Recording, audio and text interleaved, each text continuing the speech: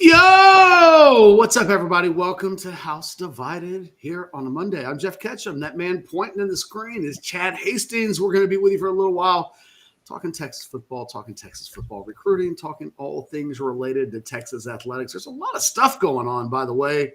It's not just football and recruiting, but we see you basketball, we see you baseball, we see you softball, and of course, we see you women's college basketball. Honestly, we'll probably dabble in a little bit of all that. But we do lead off with recruiting today, and people are panicking in the streets a little bit. Not everybody, but some. And so we're going to talk about comment. Yeah, Chad, panic. No, is it panic? Is it a panic you've seen before, or is it a new kind of panic? Naked people running, tar and feathered in the streets. Dogs and cats. I have seen it before. Okay. But like this is we do this annually, and then the question is, it's like the little boy who cried wolf. The time the wolf shows up, is there a wolf to worry about? Does a wolf ever show up? Like why would the little boy ever cry wolf if there was just never a wolf? But if you saw the wolf once, wouldn't you cry wolf a lot? Like if it would get in your brain, it would get in your mind. If you woke up tonight and there was a wolf on your porch, you'd probably think about that wolf until you knew that wolf wasn't showing back up on your porch for a while. I'm just saying. So a lot of stuff to get into. Jump into the specs chat. We love your chats. We love your commentary. Chad, you're a little fuzzy, and I just can't tell because it's usually always my connection. That's what somebody is saying. Hang on. Let me just double check real quick. Hang on. But I see myself so clearly, and you look like you're on dial-up. So I'm just throwing that out there.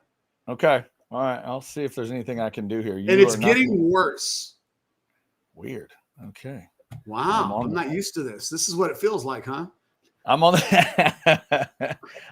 the same camera I normally am. I'm just double checking here. It's not your camera that I would necessarily trust me. It's never the camera.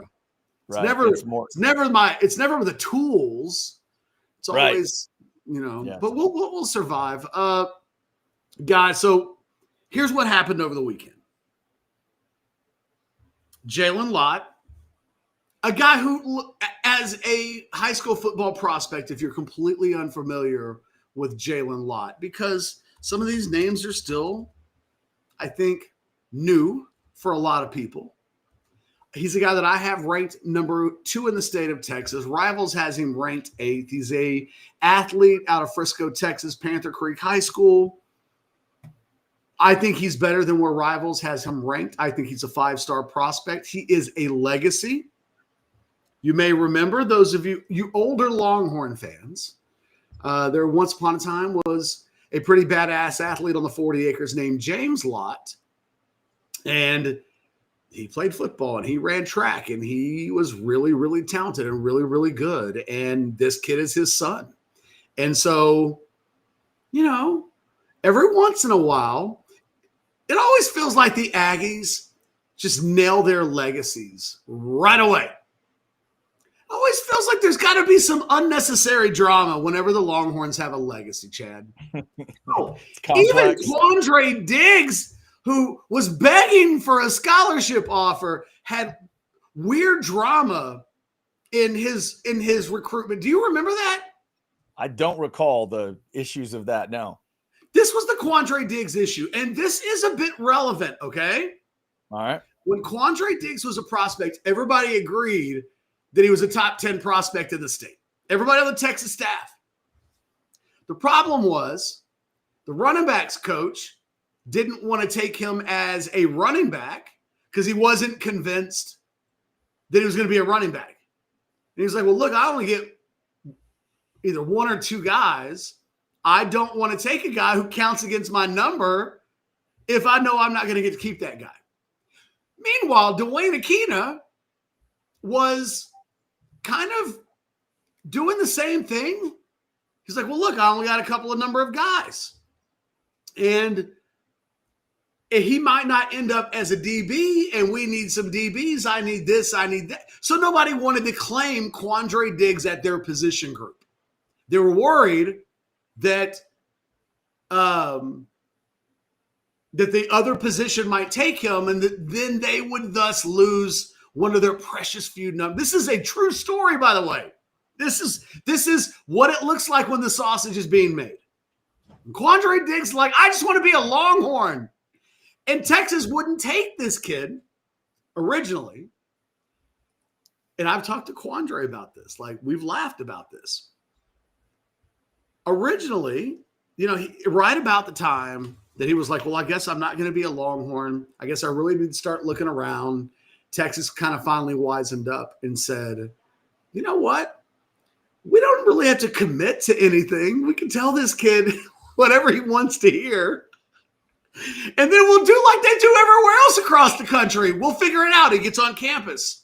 And it's like, but he's so good, there's got to be like an exception. And eventually they made the exception. And then Quandre Diggs ends up, being a great player. And he's like one of the top ambassadors of Longhorndom in the world. Like he is. And it's funny to think about how these things happen. So here we are. Jalen Lott. Not too dissimilar from Quandre Diggs in a lot of respects. He's listed as a wide receiver in the database. Texas is rooting him as a defensive back. I like him more as a defensive back than I do as a wide receiver, but he's a big-time prospect at both. It's why I think he's a 5-star. He goes to Oregon this weekend, Chad. And while on the trip at Oregon, and look, I think there is some PTSD for Texas fans with regards to Oregon. The Decorian Moore thing is still fresh. So Jalen Lott goes to Oregon. There's photos on social media of him with his parents are all decked out in Oregon gear. Oh, here we go. Suddenly, before you know it, he's doing the duck thing. Yeah. Yes. They're doing that thing with the hands, and there's duck calls, and there's Dan Lanning and all that, right? Next thing you know, on Sunday, On3 recruiting guy Steve Wiltfong announces that he's putting in a crystal ball, future cast, whatever the hell they do. It's like a RPM or something. I don't know. But he says, I'm putting it in. A Fong bomb is what he calls it. Mm-hmm. He's putting it in for Oregon. Now, at that point, I don't know that there was panic in the streets, but people were talking about getting in the streets. And Lott does an interview where with Wiltfong that shows up on On3 yesterday. And it says, quote, I'm really hot on LSU, Oregon, Georgia, Miami, and Ohio State, end quote. So look, Texas is lagging. Oregon is thought to be surging. He's a Longhorn legacy. He is the number 2 prospect in the state as far as I'm concerned this year. And you wouldn't have to twist my arm to tell me he's number 1. So Longhorn fans are kind of looking across the landscape of recruiting. There's not a lot of momentum right now. It's not like you're constantly reading updates of kids across the country who are like, Texas is my number 1 school. In fact, we've seen recently Javion Osborne, who was Tashard Choice's number 1 running back. We see Chad Scott come in, new running backs coach. Doesn't seem to have Osborne rated as highly on his board as some other guys. And so we've seen Osborne, who's a state top 10 guy, a guy that I love, a guy that visited Georgia this past weekend, say that, Texas is kind of on the outside looking in after they were the number 1 school on his list. To see Jalen Lott, a Texas legacy, not even listing the Longhorns among the schools that he's kind of announcing that he's vibing the most with feels problematic. And yet the thing that we know about Steve Sarkisian is he just doesn't give an F really about recruiting at this time of the year. He's not going for commitments. That Texas has 3. They have not gained 1 in a while. Like, it's for a reason. All things being equal, Texas likes to be on the offensive and not on the defensive. And there's no way to accept someone's commitment without then being on the defense to some degree, just by the definition of then what the roles become. So they like to wait till the summer. And we know right about the start of May starts kicking in, there starts to be a buzz. We get to June, and that buzz is kind of a loud roar. Then the commitments start coming in. Then they start landing super blue chips. Then they end up with a national top 3, top 2, top 1 class. And like that's kind of been the way that it's been for the last 3 recruiting cycles. Like it is, you can set your watch by it. However, every single year, Chad, it is a very difficult thing to tell Texas fans in March, Oscar's right. But it is a very difficult thing Chad, I say this all the time, and I don't mean this. Maybe I should never say, I never say never, right? I don't want to be careful with being emphatic. But when I ask the question of what is fan short for? I don't mean to be glib when I say that. To me, it is a really critical and important point to always distinguish. Fan is short for fanatic. By definition, the types of people that would watch a show like this because they care so much about Texas football and Texas football recruiting and basketball and all of it, that they got to get their dopamine hit on Mondays at noon like that. Those people are fanatics, and God love them. I'm a fanatic. Oh my God. Like Liverpool lost yesterday 2 times in a row for the first time all season last week. Like my mood as a human being has been impacted. So look, I don't throw the fanatic thing out there without like admitting I'm one of you. I'm one of you. You know how like when you're in your demographic, you feel like you can talk about your demographic, you know, like Italian people they can be comfortable talking about other Italians, but the moment someone else does it, then it's like, hey, you don't get to say that. I get to say that. I'm a fanatic. I'm one of you. I am not judgmental. I am still recovering from back-to-back losses. Woosah, okay? But whenever this stuff happens in Texas football recruiting, there's a little bit of panic, Chad. And it is just tough to tell people who are so impassioned, patience, be calm. Everything's going to be cool. You know, it's tough for them to see a Jalen Lott quote where Texas isn't even mentioned at a time where he's being forecasted to another school. I'm going to be honest, what that sounds like to me.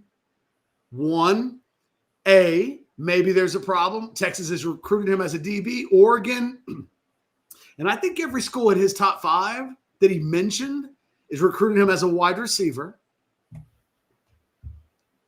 If you believe there are no accidents in life. I was going to ask, do you know how he sees himself? He prefers to be recruited right now as a wide receiver.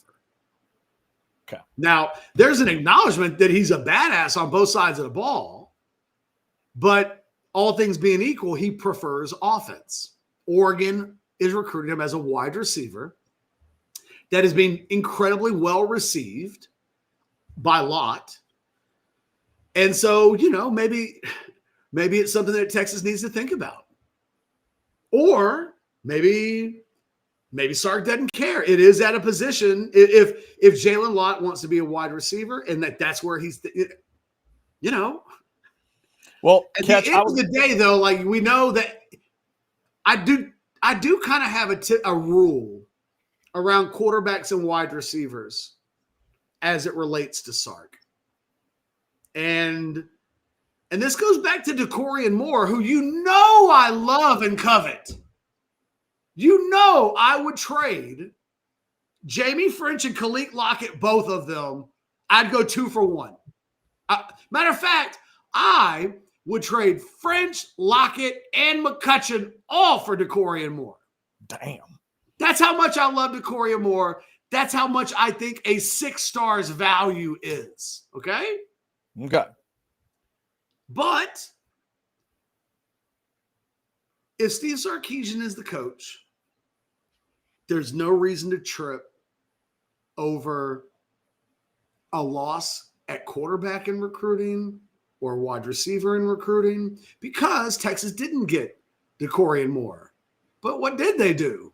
They then got French and Lockett and McCutcheon, and they're going to always get theirs at those positions. So I would say with Jalen Lott, as much as I love this kid, and as much as you guys know, I only care about super blue chips.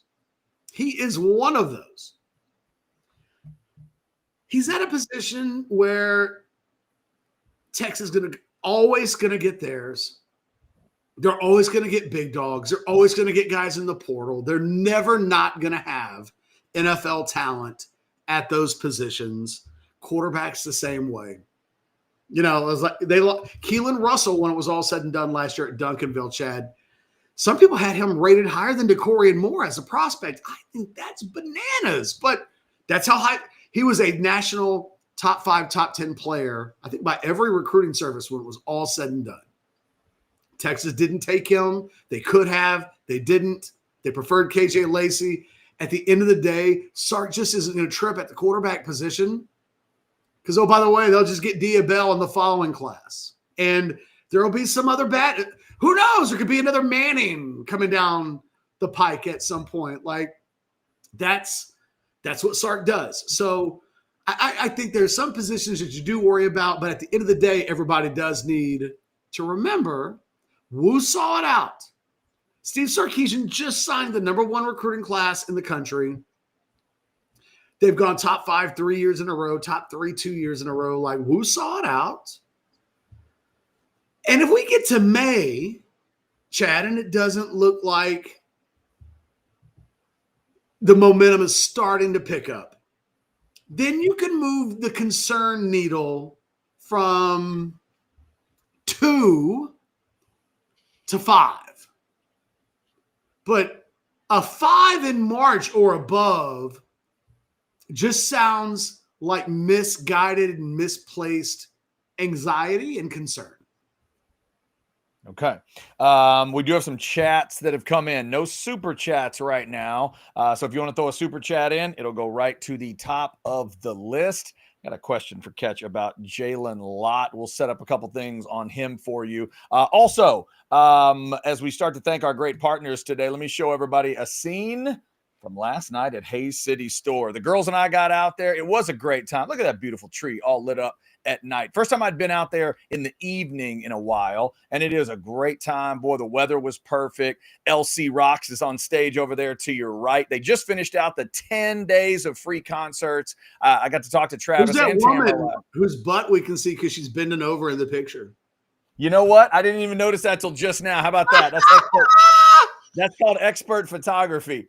They had a great 10 days of free concerts. And as you can see, the beautiful people are out at Hayes City Store. Go on out and see them. In fact, let me throw you up a QR code to match up. Actually, oh, wait. Hang on. I'll just cover her up for 1 second. There's your QR code to get out to Hayes City Store. There she is again. All right. There it is. It was a good time out there. Great food. Great drink. Get on out there if you're looking for. That's a mom, Chad, but that's a good-looking mom from what I can see. You know what? If there's one thing LC Rocks can draw, Catch, it's good-looking moms. That is what they're all about. A high chair that she's got right in front of her. Is that, or maybe it's just a pile of coats? I can't tell. But I don't know. Either she's assuming the position because there's a police officer in the building and is going to frisk her. Or I think it looks like that because I'm looking. Yeah, I think she's just about to sit. I think she's just sitting down. I think that's a sit down. That's what you're seeing. You think that's a stool? No, I think she's about to sit down at that table.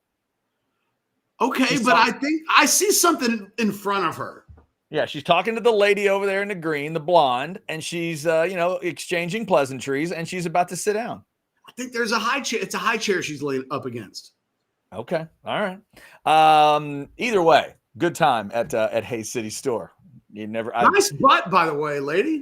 Of all the things I thought. There are no accidents in life. Chad was like, this was my favorite of all. Did you take one photo or did you take a couple? I took a couple. But I promise you I did not. I'll have to look and see if she saw appeared. that woman's butt in a second and a half. I was like, oh, pretty tree. Hey, that woman is bending over. Hold on. Let me see. I'm going to look at both pictures right now on my phone and double check. There she is.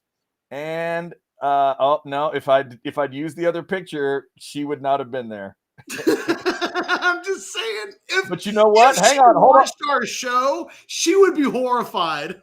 Hang on, Catch. I think maybe she is. Okay, this other picture might be backing you up because I believe she is like carrying a child, carrying a baby on the front of her body. So what you saw in that picture, hang on, let's look at it again. So what you're seeing. Pull it back up.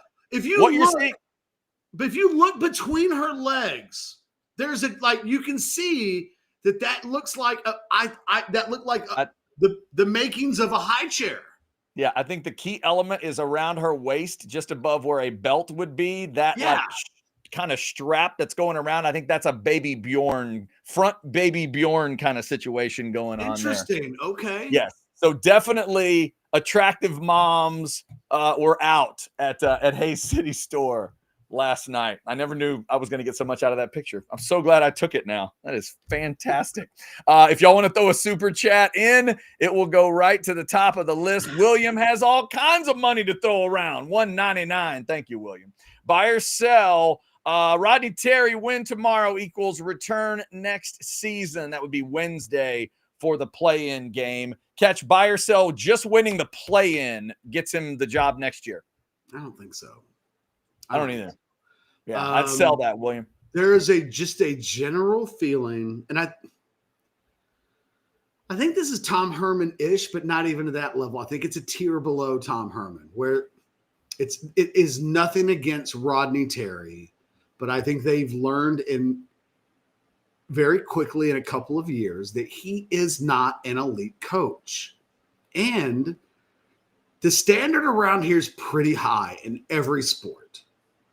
And the goal is to not make the tournament. And I think that I also think one of the things that hurts Rodney Terry right now is that recruiting was a complete dud in this past recruiting class. So there's no Trey Johnson that you can look to and go, because look, we went gaga for Greg Brown. And that guy, that's true, in retrospect, was not worth going. No offense. I'm not saying anything bad about Greg. He was a really good player, but he wasn't so good that you make coaching decisions based off of the ability to see that guy in a uniform next year. You could trade, if there's a guy that you could suggest that's good enough to do that for, it would be Trey Johnson. They just went through a season where they barely made the tournament with Trey Johnson. There's not even a Trey Johnson in recruiting. So there's not we got to see what he's got cooking next year vibe going. And I just think, without being insulting about it, I think there's just a sense that there's a lack of momentum in the program right now. The Moody Center needs to be filled. There needs to be excitement. There needs to be a sense that the program is on the up and up with every other program on campus. It does not help Rodney Terry right now that the baseball team is on a 17-game win streak with its new coach. And, and the same things that you kind of would say about Rodney Terry, you were kind of saying about the baseball coach before they made the change. Nice guy, pretty good, give him time. Look at the pen. You'd always have some things. Nice guy. Softball team's number 2 in the country, going for a sweep at number 3 Florida. Everywhere you look, there's excellence on the 40 acres. Every program's doing its part to help Chris Del Conte win another Director's Cup. And men's basketball is just kind of lagging in all of the key areas.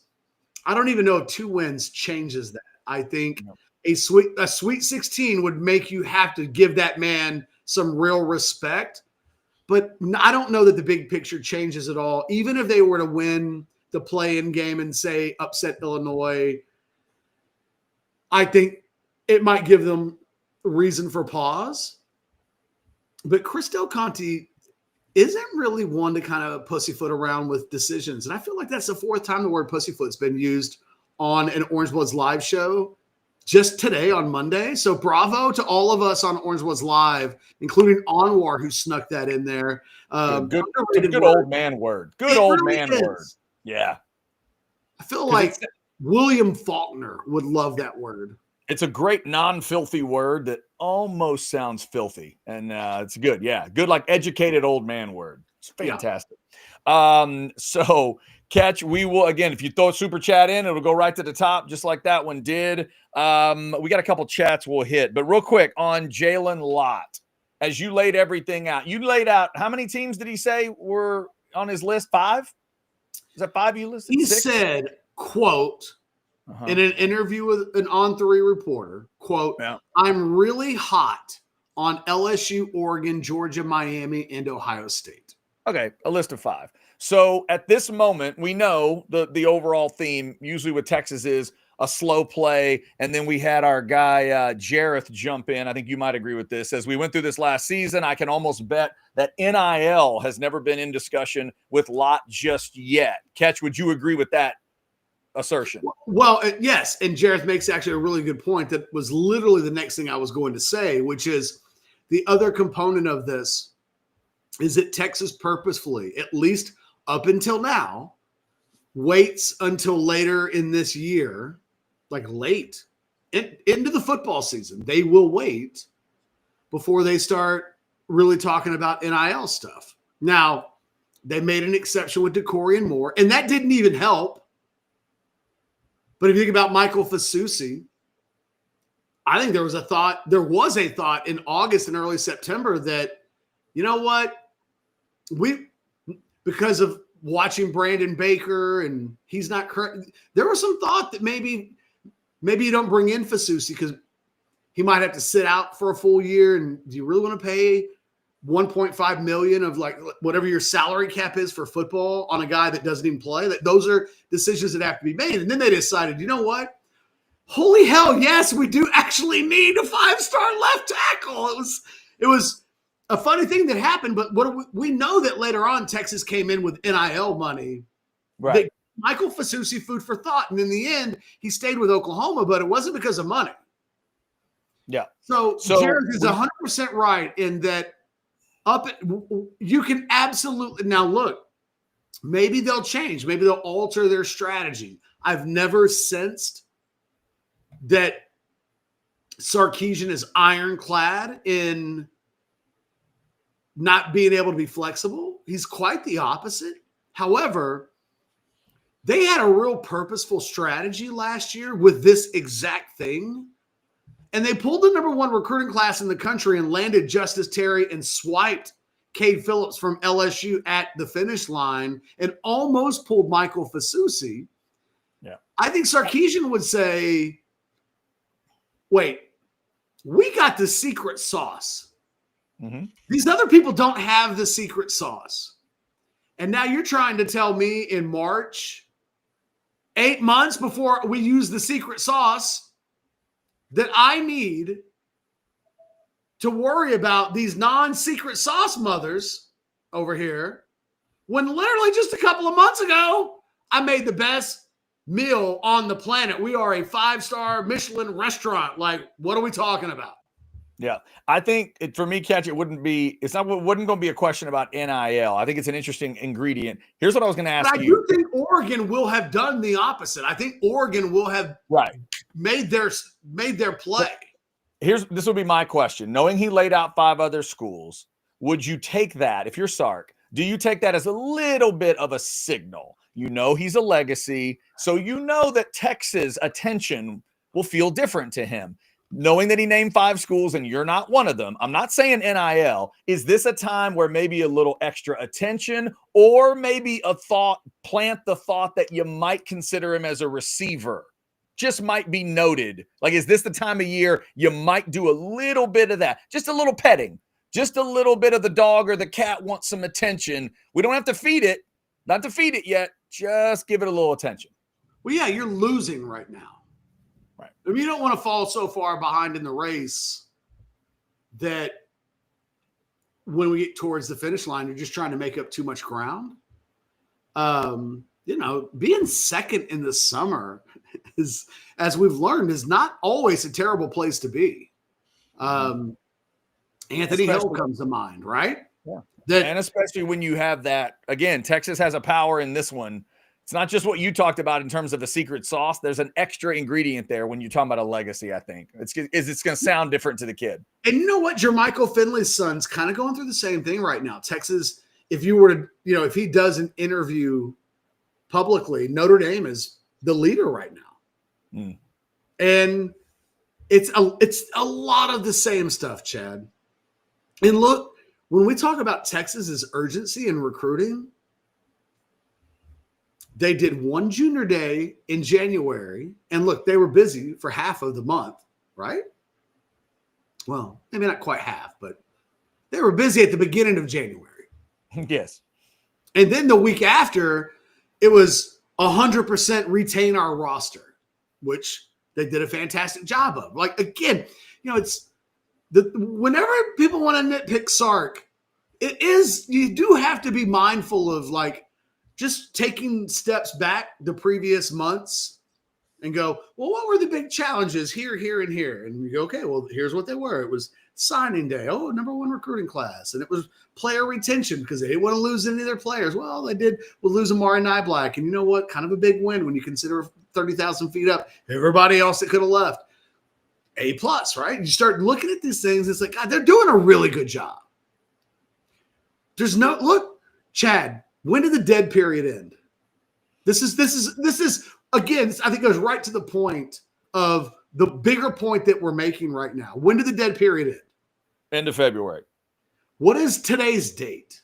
Today's date as we talk is St. Patrick's Day. That's the 17th of March. So they've gone the last 2 weekends. Oregon just had a big recruiting weekend. Oklahoma's had a big recruiting weekend. Georgia's had a big recruiting weekend. Texas is like, no, man, we know what we need not to have a recruiting weekend. A little rest time.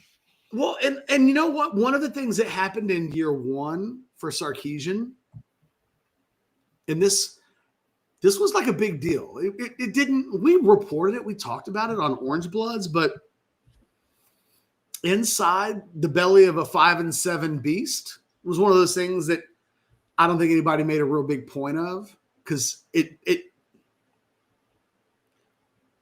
sounds like complaining when in reality it's like that whole sometimes an excuse is just the reason why something happens.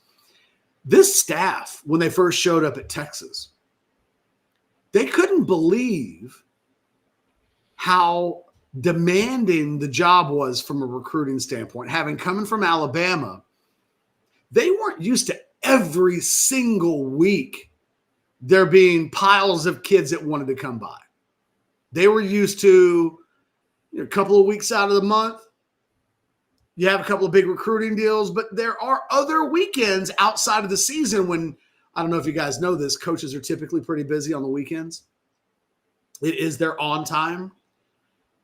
They like to try to get as many just weekends to be with their family and to like kind of unplug as best as possible because they had to be on so much.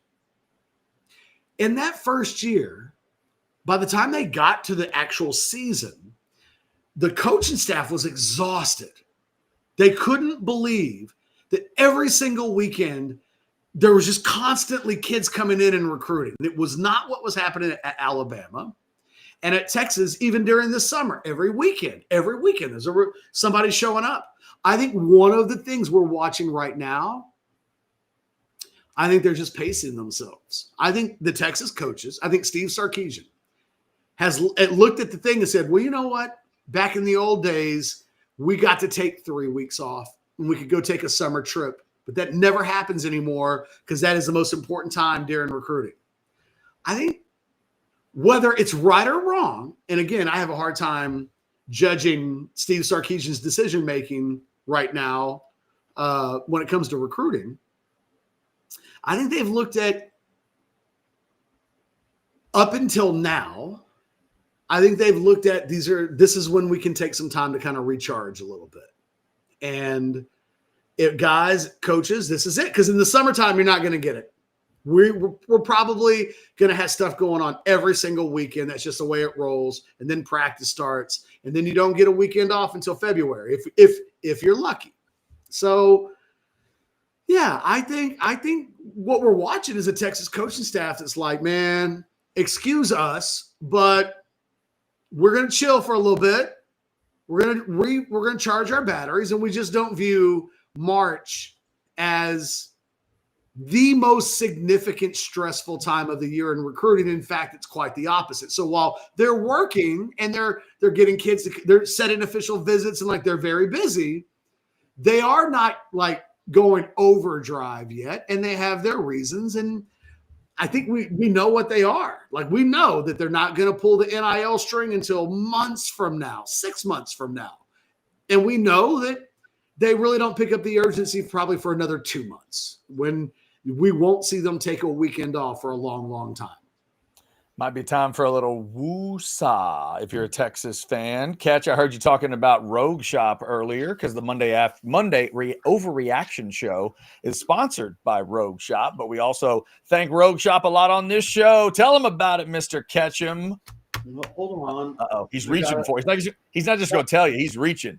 No, the thing is, my Rogue products are in my desk drawer. But my handle on the bottom drawer broke this. Look, where did the damn thing go? That's not good. Now I do feel like, oh, where did that damn thing go? Where'd it go? Where's the Somewhere on this desk is a handle. I don't know where it went. That's not good. I've lost the handle. So much for gluing that bad boy back on the desk. Anyway, the Rogue product, just so you know, I did partake in the Rogue product before the show began today. And so if it sounds like I'm just rambling a little bit, maybe.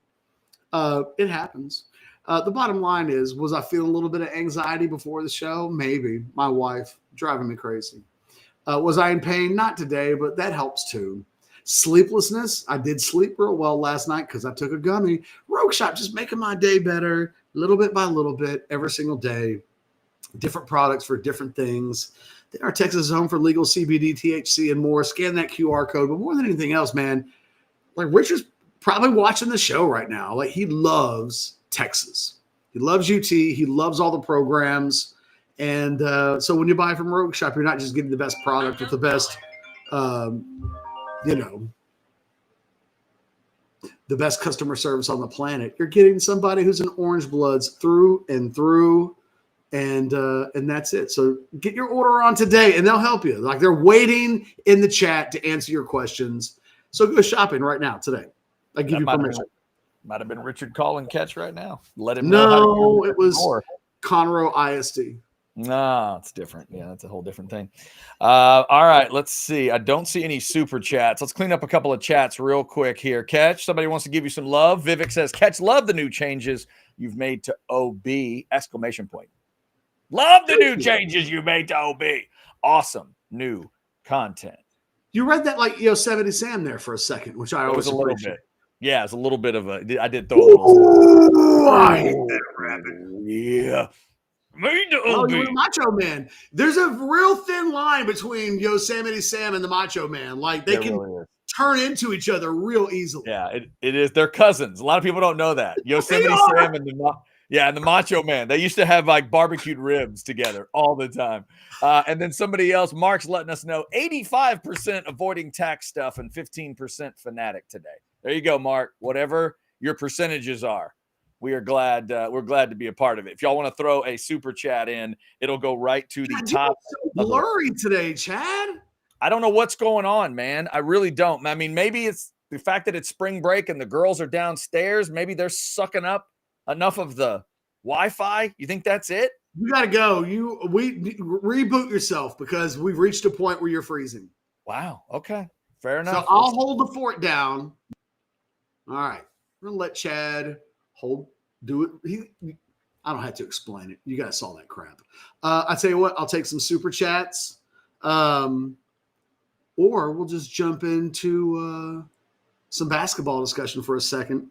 I did, while we're doing the show today, want to hop on baseball, softball, men's basketball, women's basketball. Let's start with the women's basketball for just a second, mainly because they just earned a number 1 seed. They have been number 1. This is a team that's gone toe-to-toe with South Carolina. They caught themselves quite the nice little, I think, good fortune in the seeding. Not only did they get a number 1 seed, but they avoid UConn. They get the weakest number 2 in TCU, but maybe the strongest number 3 in Notre Dame. But at the end of the day, for Texas, you got a number 1, and UConn's not in your bracket as the number 2. I don't think you could ask for more. It really is final. And Chad, you look a million times better. Sweet. I was just saying, I kind of wanted to hit the 4 other kind of main sports that are going on right now, but I was starting with women's basketball because they're easy to talk about pretty quickly before we go to the men's side, which could take maybe 5 or 10 minutes. Boy, if there ever was a Facebook opposite, the women's relationship with the fans is real easy to explain. The men, it's complicated.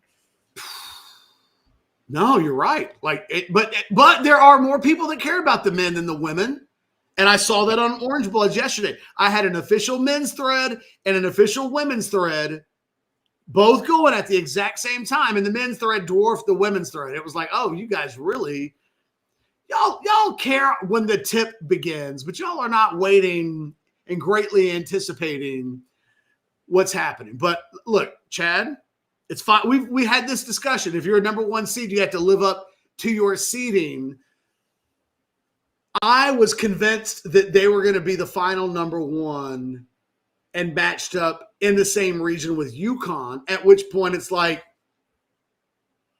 Yeah, and they did that to USC instead. I think what we should have realized, Catch, is they're trying to avoid a USC-UCLA final or a South Carolina-Texas final, so they made them Final Four games. Yeah, that was a key, and then it was about, to your point, it's about who's that 4th number 1, and it's USC. So that's what I told you. 5 number 1s, I think. Yeah, I think I think it's fair. We all know how dangerous. And it's why it was like, oh, if you think about the snake seeding order, in theory, the 4th seed should, and I think that's what happened in the end. In the end, Texas got the weakest number 2. So, and we know that they named UCLA the overall number 1 seed. So really interesting to see kind of how all of that unfolded. Look, Texas, I think the Ohio State, Tennessee winner in the round of the 16 to get to the Elite 8 would be a tough game. But I think that's a game. If you're Texas, you're better than those 2 teams. You should win. And then look, that's how everybody gets a salty little Elite 8 game. Everybody does. So like there are a lot of really good teams in women's college basketball. If they get Notre Dame, it'll be a really tough game. But it will be a disappointment if Texas doesn't make the Final Four. I think that's fair. Am I disturbing you, Chad? I'm sorry. I'm just going to send a message. Playing online poker? Is that what it looks like? No, I'm trying to send a message. Is that how the other half live? Just haven't had the wife and kid in the house streaming in a while. Maybe that's affecting my situation. You're good now. You're good. It worked. Yeah, I think in the end, I think it would have been a little bit better if they were on the opposite side from South Carolina, but they weren't going to do that. It wasn't going to happen. So this is probably the best version, like you said, because UConn's on that other side. So now let's see. And I think they have to deal with Notre Dame as a 3. Is that right? Yeah, that's a tough team. They got the strongest number 3, but I think the weakest number 2. Gotcha. Yep. TCU had a net ranking of 8. So, and it seemed like that net ranking is a big component. They did typically match up. Notre Dame, though, from a net ranking is in the top 5. So on paper, Texas definitely got that. If you flip-flop Notre Dame and made them the 2 and made TCU the 3, nobody would have blinked. And then you'd be like, okay, well, Texas got a salty little number 2. I think it's going to end up being Texas and Notre Dame in the Elite 8. And Texas should enter that game as a slight favorite, but like Notre Dame is no pushover. Texas is playing much better basketball, though, going into the tournament than Notre Dame is. Notre Dame probably, if they were playing better basketball, would have been a 2, probably in the same region, though. So maybe it all worked out, however, the way it was going to work out. On the men's side, in the end, they weren't even the last team in.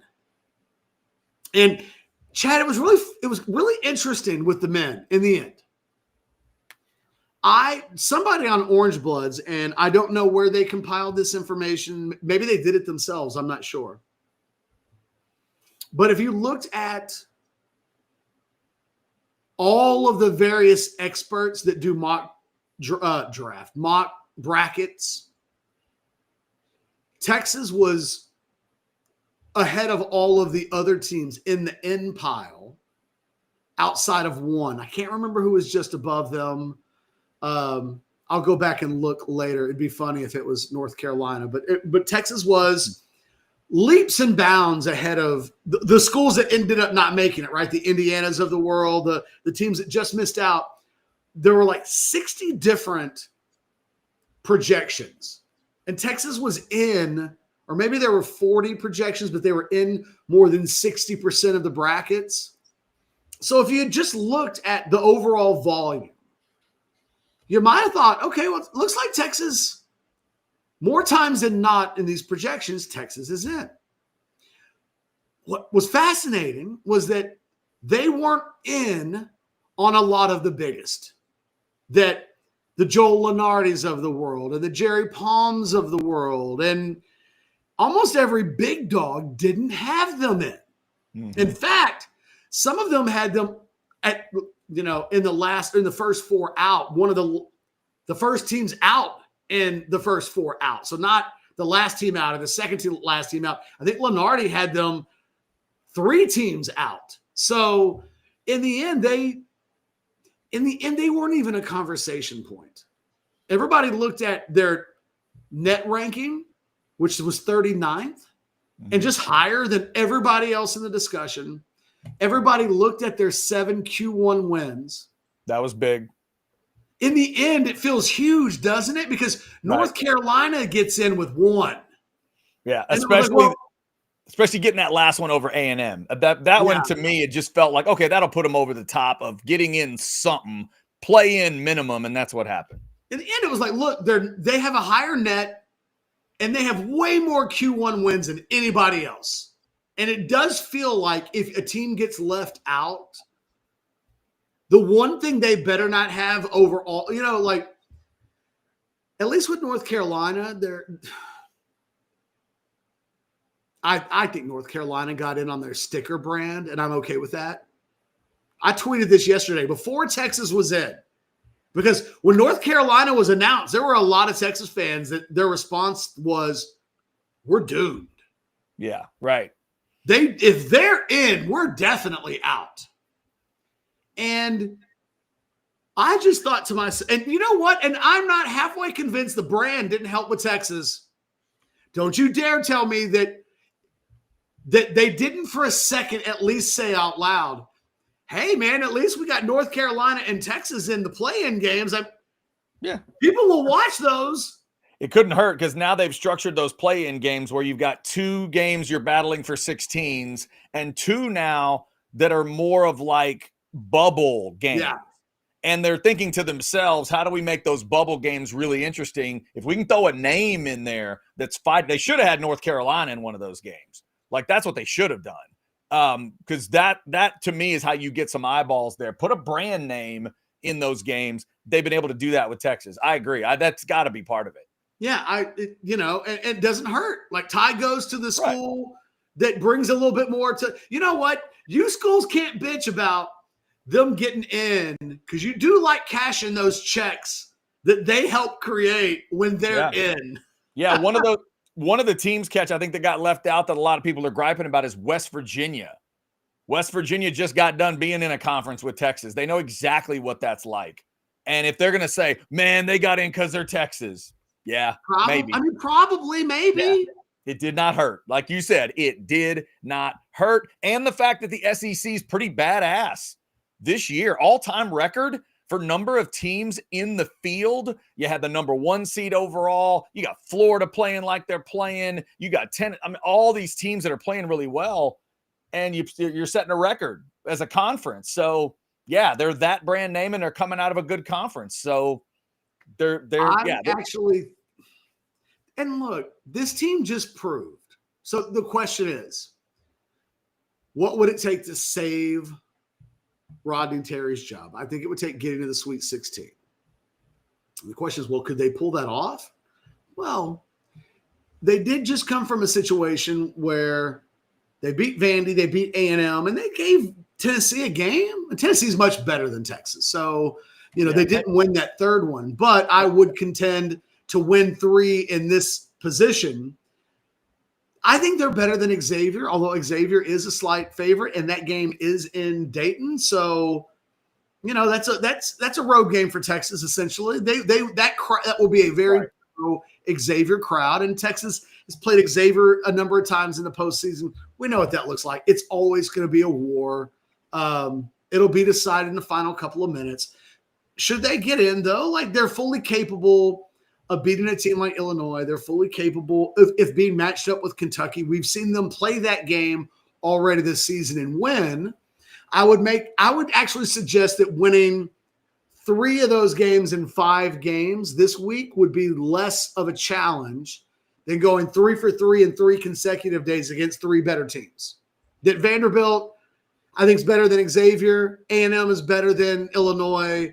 And Tennessee, I think, is better than Kentucky. So the Tats this past week, which they gave a real go, I think, could they do it? Yes. Will they do it? I think it's unlikely. I handicapped it this morning, Chad, at about 10%. I don't know that. Well, here, let me break out the calculator real quick, okay? Okay. And by the way, real quick, while you're doing that, Big Cheddar, I did misspeak. You're right. North Carolina is in one of those games. So that's brilliant by the committee. I think they need to have me second guessing myself. No, that's my bad. And they need them all to be that, Big Cheddar. I love that idea. North Carolina's fighting to get in. Texas is fighting to get in. Give me 2 more of those games. Stop making these 16 seeds go to Dayton. What are we doing? All those games should be this. It should be fighting to get in. If you're saying win your conference and you're in the tournament, well, then you're lying to these teams. Win your conference and you're in the tournament, unless we decide you need to go to Dayton and then you got to win another one to get in. Like, that sucks. But so, anyway. Chad, before we do this exercise, let me just ask you. Okay.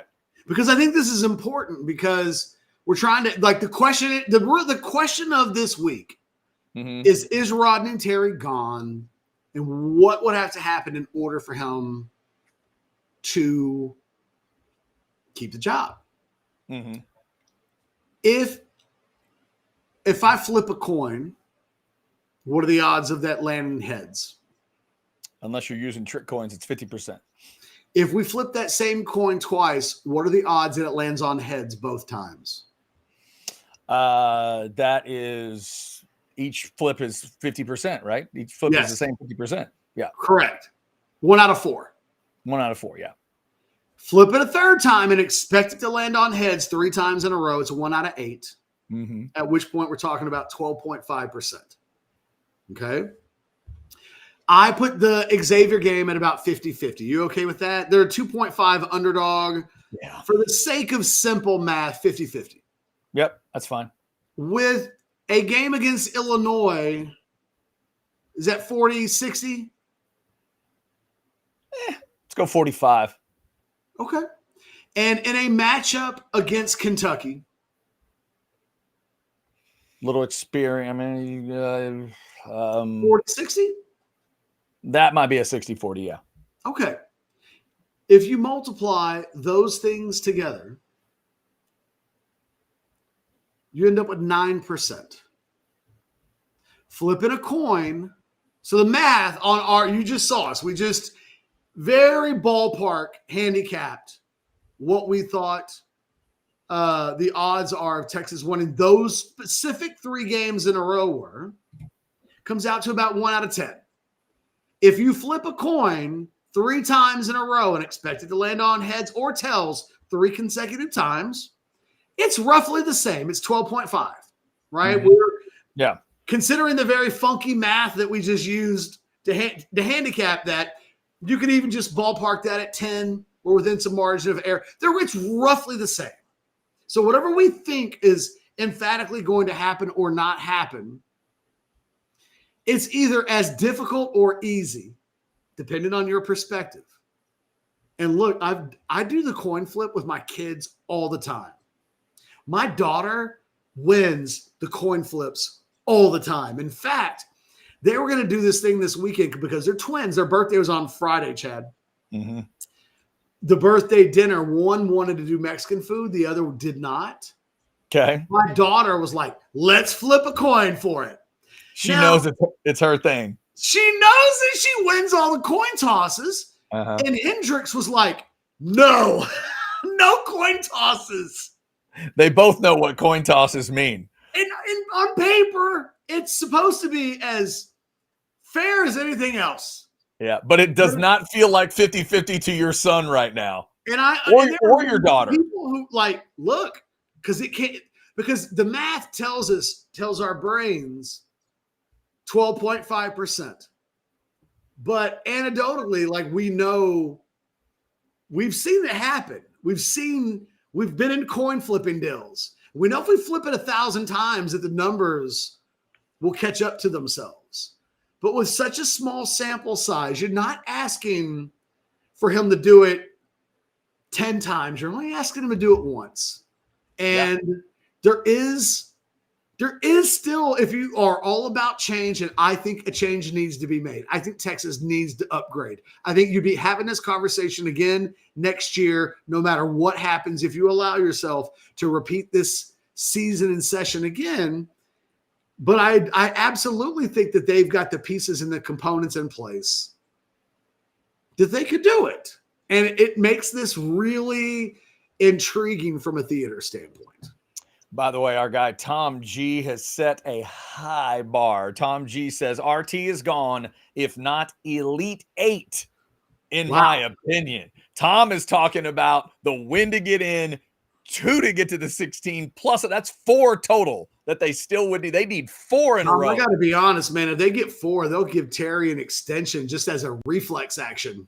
That's 4 wild coin flips right there, Tom G. My goodness. That's a fan that's telling you something right there. Because I do wonder what's the group of Texas fans that would set that bar where Tom G is setting it. How many of them would say Sweet 16? Well, let's ask. And everybody in the Specs chat right now, put in the chat right now, everybody. Yeah, because I know what it says. Yeah, if you set the bar at Elite 8, I know what you're telling me. I know what you're saying. I want to see the answers. I want to see what everybody puts in there with regards to what they would accept as the bar for him keeping his job. Yeah. And by the way, Tom G jumped in on your percentages and said, I think Texas is 60-40 to beat Xavier, 50-50 with the other two. Wow. Okay, well, look, just to use Tom G's math, if he were right, and we multiply all of those together, instead of 12.5%, we're talking about 15%. It is still essentially a coin flip. It is 3 in a row, baby. Yeah, early returns, catch. I see 1, 2, 3 Elite 8s and 1, 2, 3, 4 Sweet 16s to start us. Wow. So 4 Sweet 16s and 3 Elite 8s. There's another Sweet 16. The Sweet 16 is they've done it once in the last half generation. Right. And in a way, see, that's why Tom G's is extra extreme to me, because he knows the history of this team. But to your point, Catch, saying Sweet 16 with Texas basketball, if you're going to go that route, if you're going to, because it really doesn't mean anything, like historically what they did versus what could they do in this tournament. It's not technically the same thing, but we know how you can use those numbers. There's a lot of Elite 8, man. Yeah. So if you're saying Elite 8, that's easy to translate. Elite 8 means you think Rodney Terry should go, period. That's what you're saying. Win it all. There's Deborah. Deborah. Okay. Deborah's putting that bar. What? Someone had to do it. This just in, Deborah wants a new basketball coach. This just in. Deborah needs CDC to be combing over that list. That's funny. That is funny. That's like if you're in a wreck of a relationship, Catch, and one of you gives the other the most obvious, unrealistic, ultimatum where you both know as it happens, oh yeah, we're breaking up tomorrow. Okay, I got to come back and get my stuff because that's not happening. We're not doing that. This is a round of 32 discussion. That's an interesting one from Anthony, Catch. If you win and get in, you win one, and you lose a battle in a 6-11. It wouldn't be a 6-11. You'd win the 6-11. You lose a battle to Kentucky is what that would be, right? Second round? Am I doing that right? No, Illinois. Illinois would be okay. Right. Illinois is the 6. You win, right? So if you win the play-in, he's talking about round of 32. So you win the play-in, you beat Illinois in a 6-11, and you're in a battle with Kentucky, and you lose. That's what Anthony's laying out. That's the one for me where I think that's a weird, hazy one. Does anybody in that situation, does anybody want to go to the arena, the Moody Center next season to watch a Rodney Terry coach basketball team? Yeah, I think it's no. I think that's a no. But, Anthony, you're being a little nicer, I think, than some Texas fans are. I asked a couple Texas fans, Catch, that I saw at Hayes City store, just a basic question. Hey, basketball coach, what do you think? And it was like 2 or 3 people. But I got the same response from all 3. It was just a quick little, I got to make a change. All right. So Chad, real quickly. Yeah. We have to talk college baseball for just a second. Okie doke. Longhorns sweep Mississippi State on the road in Stark, Vegas. Not the best Mississippi State team of all time, but look, man, on the road in the SEC, getting 2 out of 3 is a victory. Sweeping is a statement maker in a lot of ways. Texas moves up. Especially when you have to double header that last one. I'm always impressed with that, Catch. When you get your schedule messed up, weather affecting a weird game like baseball, we got to go double header on Sunday, and you don't have to have that last one. Like in your heart, you won the series, but you go ahead and finish it. That's impressive. No, everything about this team is really impressive right now. They move up to number 5 in the country, and in the same weekend, and that's the Baseball America rankings. I haven't seen any of the other rankings that are used, but that's Baseball America rankings, which is typically like the big rankings, I think, that's typically used. A&M falls out of the rankings altogether after having been number 1 less than a month ago, swept at home by, to be fair, a really good Alabama team that also, as of this week, I don't know what they were in the series this weekend, but they're in the top 5. I think they're 3rd in the country right now, ahead of Texas, but still A&M swept at home. We know that it's shocking. It's shocking both ways. 17 games in a row for the Longhorns is shockingly good in a damn kind of way. A&M in what just feels like a free fall right now is damn in its own way. It's unbelievable what's happening in intertwined together at the same time. Well, and the other cool part, if you're a fan, is you get to kind of rearrange that bar, and the bar is heading up on the baseball side that maybe you didn't think. But now you got a sweep under your belt. You're coming home, and this is coming to town. Williams says LSU this weekend is the measuring stick. It just feels different. That's number 1 team in the country now, where, earlier this year you might say, well, if the Aggies get off to a really good start and maintain this, they might be the number 1 team coming to Austin. Well, there's a number 1 team coming to Austin, but it certainly doesn't feel like it's going to be the Aggies in April. It's the here and the now. Let's see how Texas responds. But, yeah, it's an incredible run that they're on, Catch. We talked about this when it was, 12 or 13. Baseball games in a row? Yeah. That's dumb. I don't care what you're doing. 17 baseball games in a row at home against easy teams is something special. What they're doing is incredible. And then to the other side of it, what the Aggies have suffered in College Station already. You lose to Texas State in a midweek. You lose to UTSA in a midweek, and you just got swept by Alabama. I mean, capital O, ouch for the Aggies. Supposed to be the number one team at one point, and now they are all the way out of the rankings.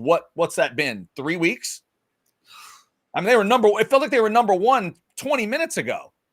And they're all the way out of the rankings. So they're going to when they do come to Town Catch in April, man, you didn't think you'd be looking at it this way, but that's going to be and you always look at home series like you got to take the series, but man, Texas has every confidence at this point that they can win the series against the Aggies. And you don't want to make the sweep the expectation, but they absolutely should plan on winning that one. This weekend is wild, though. This weekend turns into something you didn't quite think it would be. And it's Texas hosting number one LSU. That's going to be special. Yeah, and I think one of the things that kind of dawned on me this weekend, if you're an A&M fan and you're just looking at Texas right now, it's not about this year. You just don't want Schlossnagle to win a national championship at Texas. That I think he's going to have success. I think he's good. He's really good. Like, he is what you thought he was when you had him, and he is who you thought he was when you hired him from TCU. He is elite. Look at this catch. Is this real, William? First team ever to fall out of the rankings in March after being preseason number one. William, I buy it because I wouldn't be able to think of one of those. One of the things about and look, if you're A&M, if Schlossnagle were to ever win a national championship, oh, by God, you better hope that you would win one first. The one thing, if you're an Aggie, that can't happen. Because this whole dynamic of like big brother, little brother, daddy, whatever, Texas loves to feel a sense of real superiority over A&M. And A&M hates that Texas looks at them that way. Like that, I don't have to explain the rivalry. It is a long-standing dynamic. T-sippers is a thing still. Why? Because Texas fans are uppity sitting on their little white picket fence house on top of a hill, judging the Aggies. But if the Longhorns were ever still an A&M coach and then win a national championship with that coach, it would be a form of like shoving it in A&M's face that I don't think that there's anything else that you can completely compare it to. And Texas sweeping Mississippi State this weekend, and Alabama being swept, or Alabama sweeping A&M, and just the way the dynamics of those two things happening at once,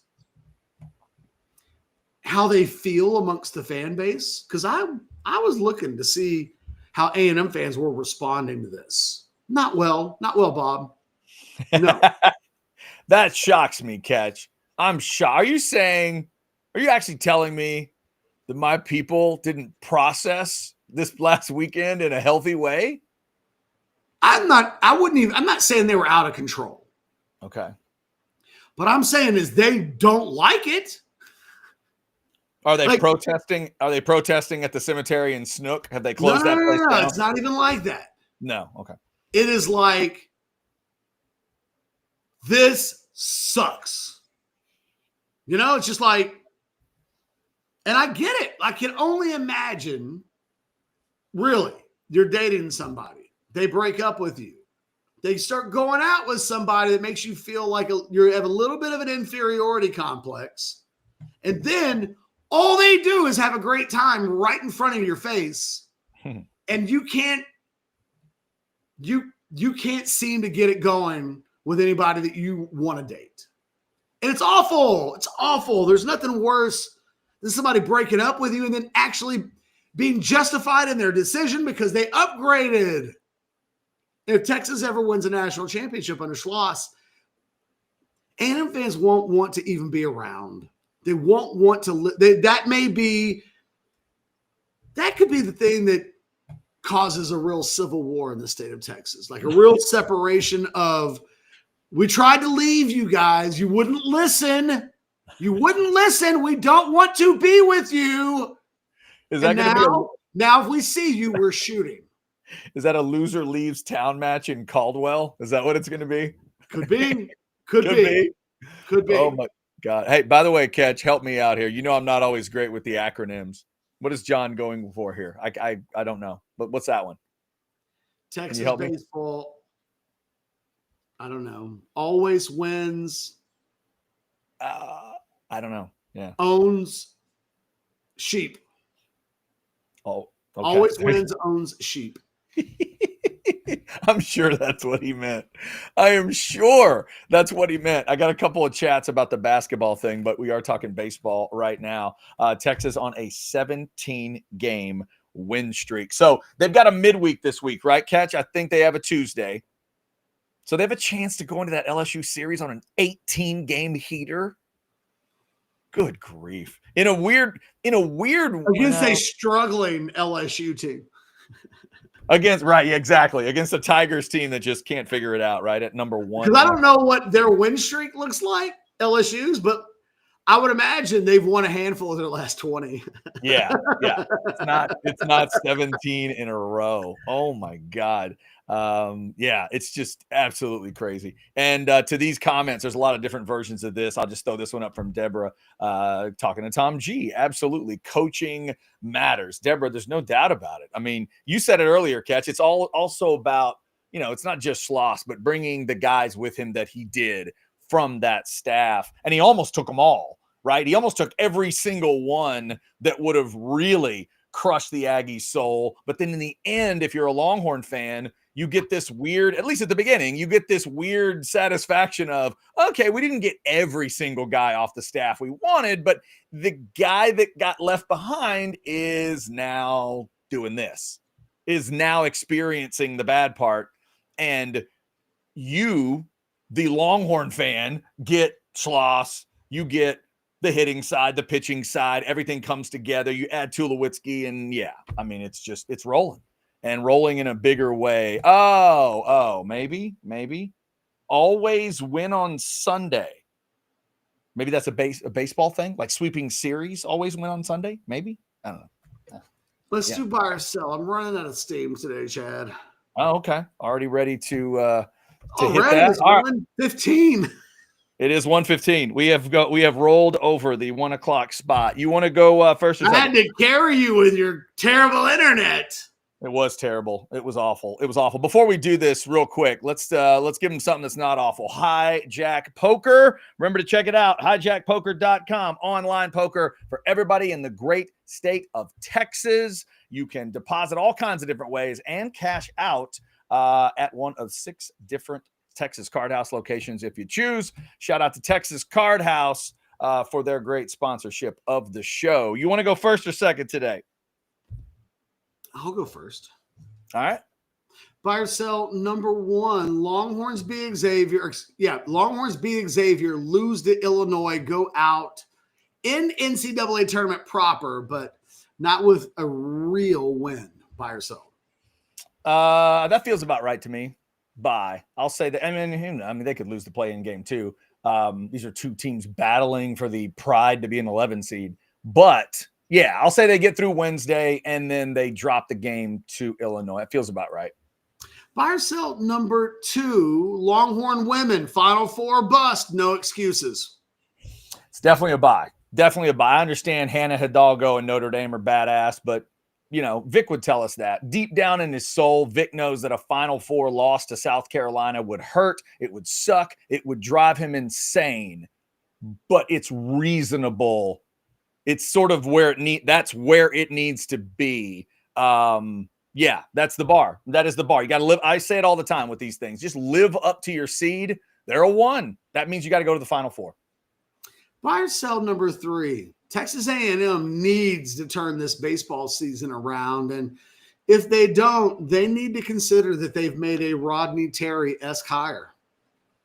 That's probably a buy.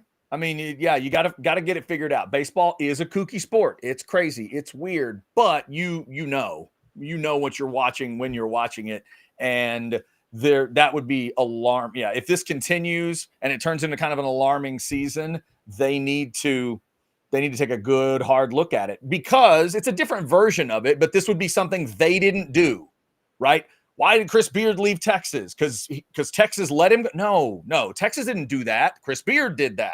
And they felt like they had to let him go. In this case, A&M loses their coach. They wish they could have kept him, but they didn't. But they also have to look in the mirror at what's been left behind. So yeah, if they can't turn this thing around, you got to take a look. Got to take a serious look. Buy or sell number 4. You keep up with the Players Championship in golf because a lot of people consider it to be the 5th major, if such a thing exists, but it doesn't. But you don't know how today's playoff went. Buy or sell?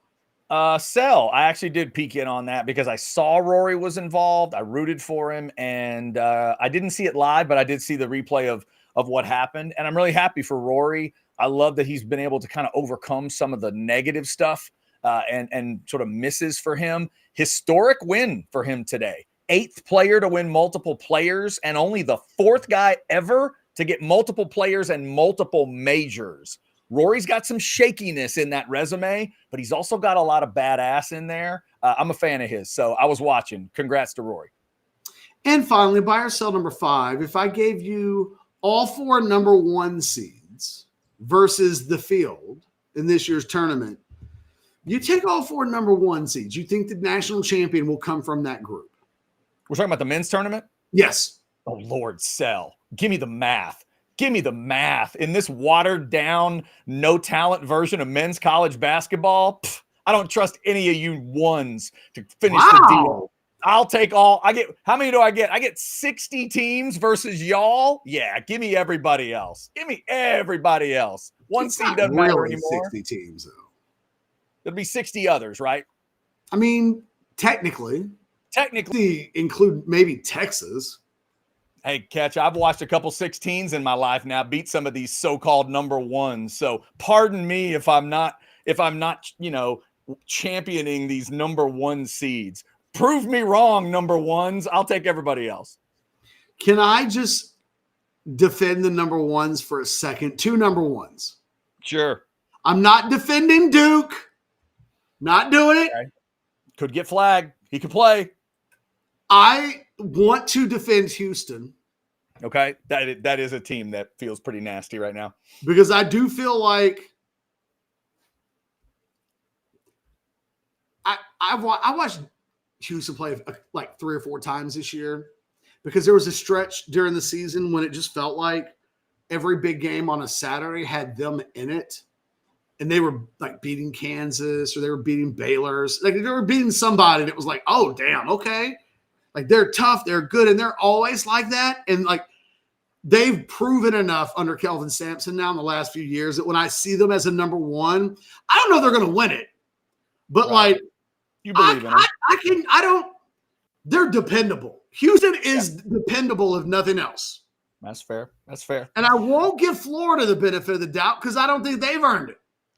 But there is another number 1 team that, for me, and maybe they have to earn it in the tournament, but, man, there's something about this Auburn team. Every time I've really watched them, they're so good. The levels, when I've seen them get beaten, the levels it takes for a team to beat them is really high. And I don't know, like Duke, I don't know. Florida, I don't know. But when I watch Auburn, when they've lost, the other team has to be so good. So I think they're dependable because I just don't know how many teams can play at the level to beat Auburn. Think about the A&M game. Auburn's number 1 in the country. A&M beats them. And that felt like a mix 1 tape for A&M to do that. It was threes were raining everywhere. And A&M is really good. And it took like a nuclear performance from a really good A&M team to pull that off. And like, I think in the tournament that matters. All right. So I didn't give you this as a buy or sell, but I'll make it a bonus. Then if I give you Houston or Auburn or the field, you'll take one of those 2, buy or sell. Sell, I'll take the field. Take the field. Okay. Just check. You were like, just checking. You were labeling the 1s as a crap. Take the temperature. And I was saying there are 2 that I don't think are crap. I got you. And I will agree with you there. And interesting that you picked Kelvin Sampson and Bruce Pearl coach teams. We are in a wild spot in 2025, man, but they are both coaching like crazy. Good luck, Del Conte. I don't know what to tell you. I don't know. Yeah. I don't know what to tell you other than you better change your definition of slimy pretty quick if you want a new one. All right, Catch, here we go. Along some of the same lines, buy or sell number one. Texas women, Final Four, lost to South Carolina. Buy or sell? Buy. It's a Like step forward.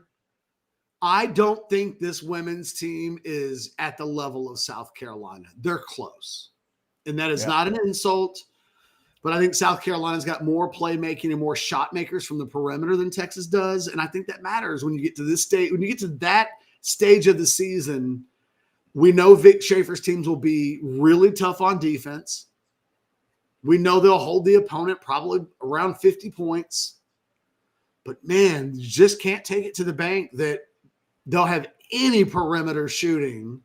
And I think that'll kill them in a game like that. In a Final Four game, on a neutral floor against South Carolina, I think that would be too much to overcome. Yeah, it'll be neutral to what's Final Four for the women? Tampa? Do I have that right? I think that's right this year. And by the way, if those two Final Four matchups happen, it'll be chapter 4 of each one. UCLA, USC, and South Carolina, Texas be a 4th matchup in each case. That'd be wild. All right, Catch, let's go to the men. I gave them one more win for you. They'll get in and lose in the second round. Buy or sell? So I'm giving them 2 wins. I'm going to sell. Okay. I just don't. That would be giving this team a certain amount of trust, and I don't have that.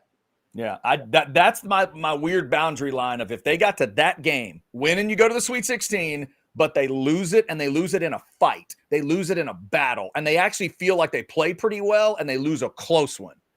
That's when I'm going to be like, all right, CDC, what now?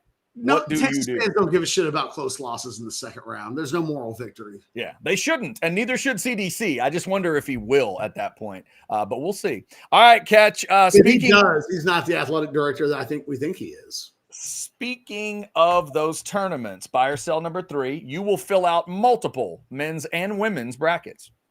Sell. This might be a year where I just don't fill any out. Okay. I feel human. For instance, I've seen Houston and I haven't watched a lot of Duke this year. Matter of fact, I don't think I've watched a little bit of Duke play North Carolina twice. Other than that, I don't know what the fuck I'm talking about. So I don't know that I want to do it.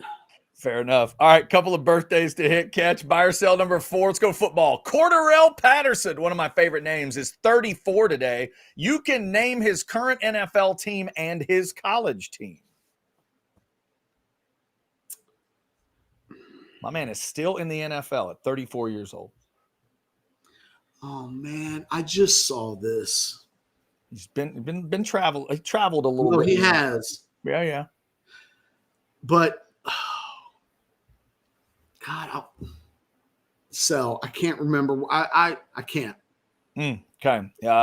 Unless something moved, I believe he is still a Pittsburgh Steeler. Oh yeah, that wasn't on my radar. Yeah, and for those kids that don't know, he went to Tennessee. That part I would have got. I mean, that part's easy, but much more difficult for me. I was thinking New England, so I was Samsonite. And he's been there. I think he's been there too, right? Minnesota, New England. He's been around a little bit. And finally, Catch, I'm going to take your comedy temperature on this. Buy or sell number 5. Jerry Lewis would have been 99 today. You have a favorite Jerry Lewis movie. I know you're a big movie guy. You have a favorite Jerry Lewis movie? No, man. Fuck Jerry Lewis. I don't. All right. There it is. Does not have a favorite. I don't. I really, my wife does. Okay. I don't. Like, I just, okay. There's not a Jerry Lewis movie that you could.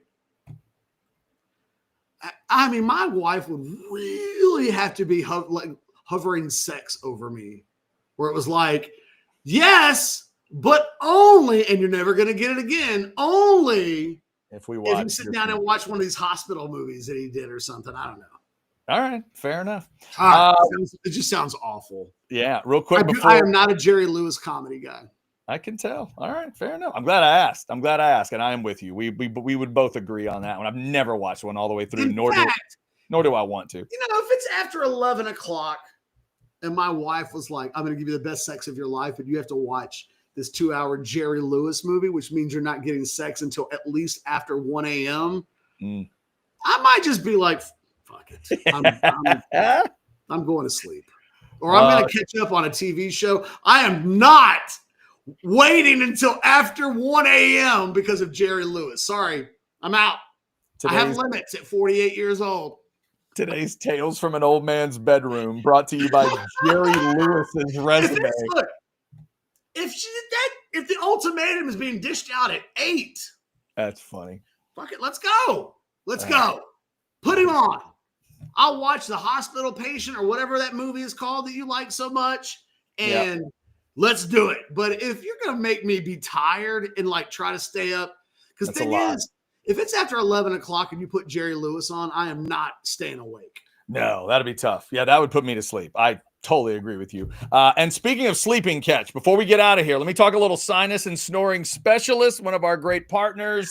You want to talk about sleeping? I heard a great story this weekend from my brother-in-law, who I didn't realize was experiencing some issues, but he was snoring real bad, and they got him a sleep test. They're in the Sugar Land area, and now he's got a CPAP, just like his sister does, but also like his sister, my lovely wife. They're both kind of stubborn. They just had to get there. You know, it had to be kind of their idea, but they had to realize there was a problem. And now my sister-in-law says, well, that bed is really quiet. She says, I even have to check sometimes that he's over there. And I was like, I know exactly what you're going through. So we're in that spot where we're so happy for our spouses that they found something that works for them. That's what sinus and snoring specialists can do for you guys. Go on in there, finally admit there's a problem, then go see Dr. Slaughter and sinus and snoring specialist. 601-0303. Call them or securely text them on that number, or go to sinussnoringent.com. Sinus and snoring specialists. Feel clear, rested,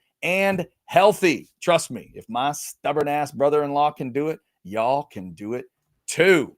All right, before we get out of here, Catch, there were a couple of quick chats. I just want to give you, we got a couple, there's a quick little temperature checks from earlier.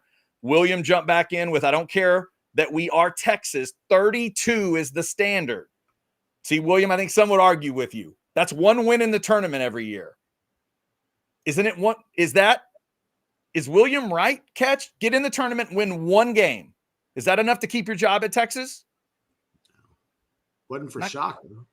Yeah, that's right there on the boundary line, William.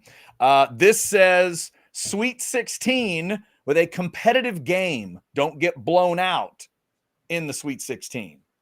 That feels more like it to me. I don't know why people you did it too. I don't get style points and the way that you lose does not matter. Look, because I've covered a lot of Texas basketball games where the end was heartbreaking, where it didn't feel like the right final result. And all these years later, you remember exactly where the season ends with no nuance. None. Yeah. The spot is the spot. Yeah, the spot in the bracket is still the spot in the bracket. Drew. And like 5 minutes after it's over, all that matters is when did you lose? Yeah. Honestly, Drew. Where you never – and it's, let's not act like just winning the last game is also the only thing that matters, because Texas has won a basketball NIT. No, Texas, whatever that is, Texas doesn't want to associate itself with it. So, you know, we're talking about a sport where Texas has never ended the season with a win in the big boy conversation, and probably never will. It's more likely that every single one of us watching or participating on today's show will be off of this earth before Texas wins a national championship in men's basketball. Yeah. By the way, Drew, you could have just stopped typing at Sweet 16. You probably could have left the rest of it out of there. And I think that a lot of Texas fans would agree with you. Forgetting about how that game is played, just get to that point. And I think fans are happy with that idea. Look, if I said you could either get to the Sweet 16, who would they play at that point? Tennessee? I think that's right. Maybe. Yeah. You can either get to the Sweet 16 and get blown out by 40 in that game to Tennessee, or you lose in the round of 32 by 1 point. Oh, obviously, you go to the Sweet 16, get trashed. So quit telling me about style points. That's because fair. you'll take getting to the next round, even if it means epic embarrassment, versus losing the round before that saves you an epic embarrassment, but not the status of like notoriety. So style points don't matter. The bottom line does. Yeah, that's fair. Also, I thought Drew had a good comment catch. We need to really give some credit to a team here. Baseball has a grit factor that's crazy. Louisville scraped their way to an extra innings win on opening day in Arlington. Can we give the Louisville baseball team a little credit for finding a way to beat Texas? And obviously they started whatever this is. I mean, they are the only team that's figured it out so far. So, Drew, thank you for that comment. And the grit factor on baseball is absolutely silly right now. We all know, though, like if we were sitting at the breakfast table at Reservation Dogs, what we'd be telling each other, right? What's that? Let's not start each other yet. Oh, no. Yeah. Right. You know what I mean? Like, let's not go crazy on the grit. Yes, they have been very gritty so far. Right. But the tests are coming. Thank you, Chad. That's exactly the way to say it. The tests are coming, and let's talk about them the way we talk about the Texas women's basketball team, but let's wait till May. And then if this team is competing for a regional host or a top 8 seed, wow, in year one. But let's not. Honestly, the difference right now, do that thing where we're essentially hanging trophies in month 2. The difference now, I think most Texas baseball fans realize this. They knew a lot of those tests are coming on the schedule. The difference now is you thought the Aggies might be one, and they may not be. That's the one difference right now. A&M could turn it around, and it's a long season.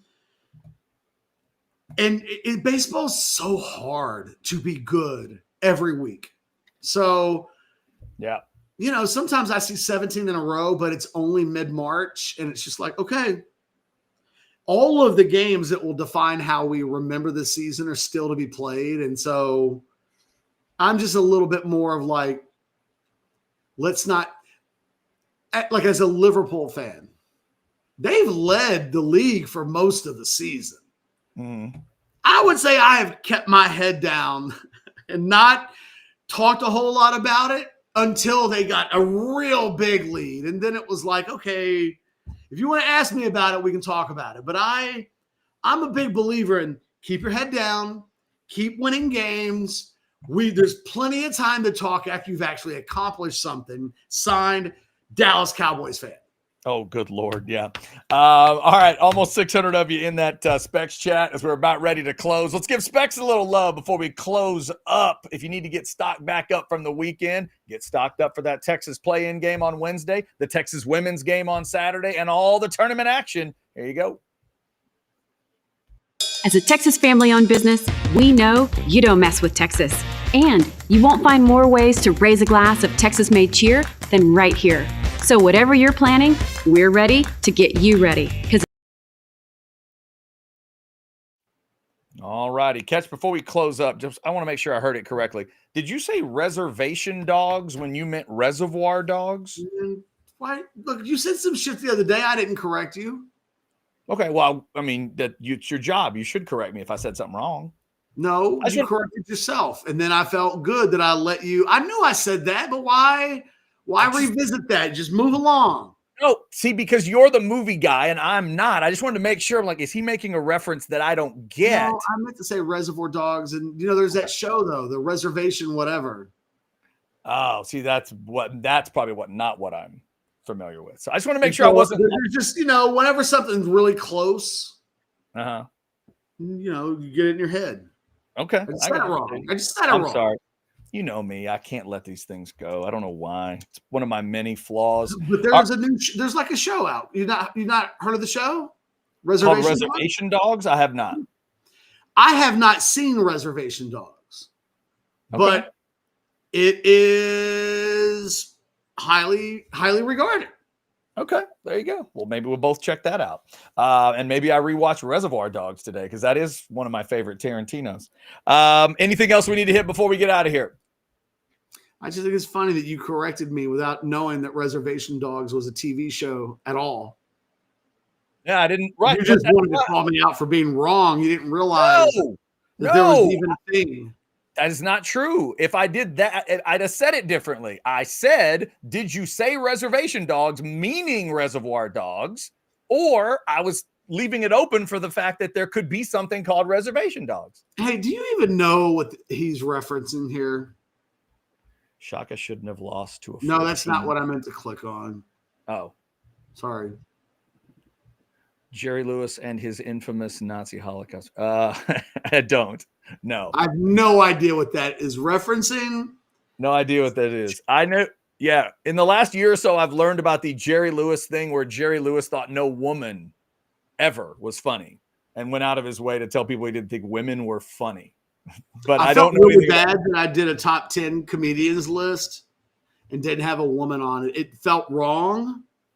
But I really had a hard time justifying.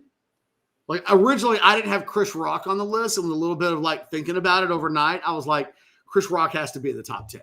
Like, I just thought about it, and I was like, I was wrong. Chris Rock has to be in a top 10. And I bumped out who did I bump out? I can't even remember who I bumped out, but I bumped out somebody, and I was like, damn. Well, why don't you take advantage? We're only about halfway through March. It is Women's History Month. Do a top 10 of women's female comics. I like that. Because we're to a point now where I think it's fair to separate. I mean, I've always thought it was fair to separate the lists. There's just so many good ones to me on both sides. I think it's cool to let's lay it out. I like it. Yeah, let's give me a top 10 of female comics. I'd love to know where you put certain big dogs. Who's going to be high on my list? Who's that? Nikki Glaser. I love Glaser. I'm not saying she's my number one female comic. Right. But I just started thinking about it, and I was like, I started thinking about Whoopi. I started thinking about, Joan Rivers. I started thinking about the icons, the Sarah Silvermans of the world, and I'm like, right. Like, I want to know. I'd be interested. Like, just flat out funny to me. Yeah, I was just about to say, Glaser's pretty freaking funny. I was about to say, in the pre-Netflix era, I'd love to know where like a Roseanne fits into your ranking. So I'd love to see it. Roseanne to me will almost certainly be in the top 10. Has to be. Like, I think everybody knows I'm not exactly like hanging out with the Roseanne Barrs of the world these days. Like, I don't know the discussion is about them as a stand-up and their effect. But right? their effect in her prime, in her pump. I mean, she was freaking batshit crazy wild and like so edgy and so smart and so different, doing stuff that nobody else was doing. Like, I have more respect for her stand-up game than I pretty much do with anything else. There you go. I'd love to see it. Love to see it. And then if you really want to get complicated and you want to like have a little bylaw that you can slip Carol Burnett in as like with the TV, you could really get crazy. But that's the thing. Look, Seinfeld doesn't make my list because you don't get, and Jim Carrey doesn't make my list. You don't get to include anything outside of the stand-up.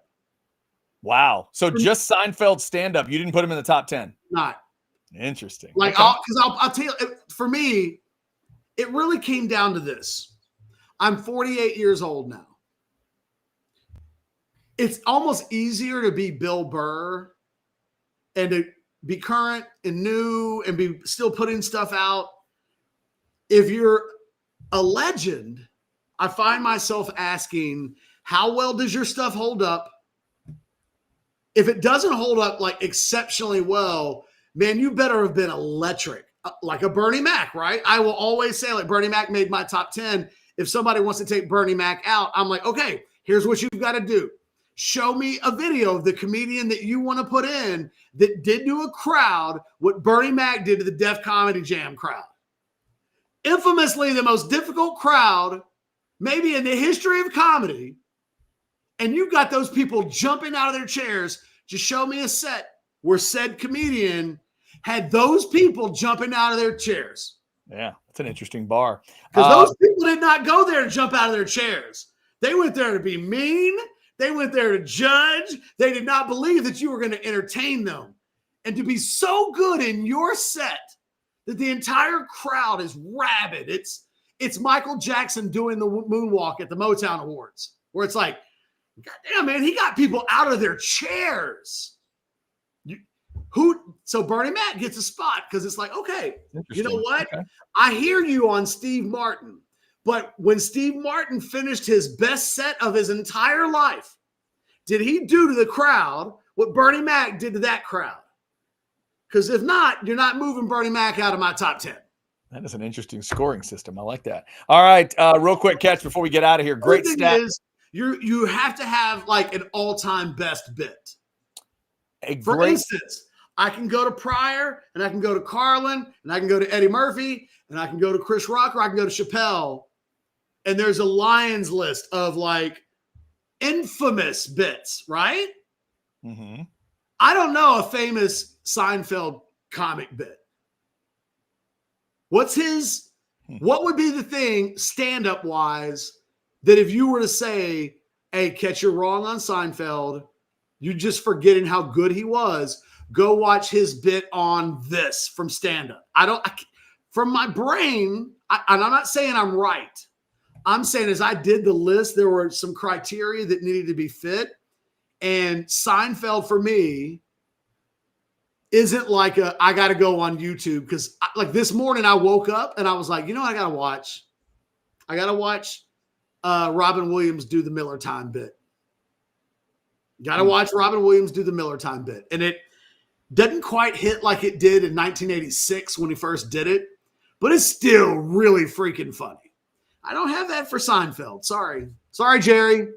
Before we get out of here, a great stat Big Cheddar threw us for Texas baseball to put numbers to Catch's point earlier. Look at this. Texas has series remaining against number 2, 3, 4, 10, 13, and 20. And as Big Cheddar also points out, that doesn't include the A&M series because they're not ranked anymore. So, yeah, all of that plus the Aggies.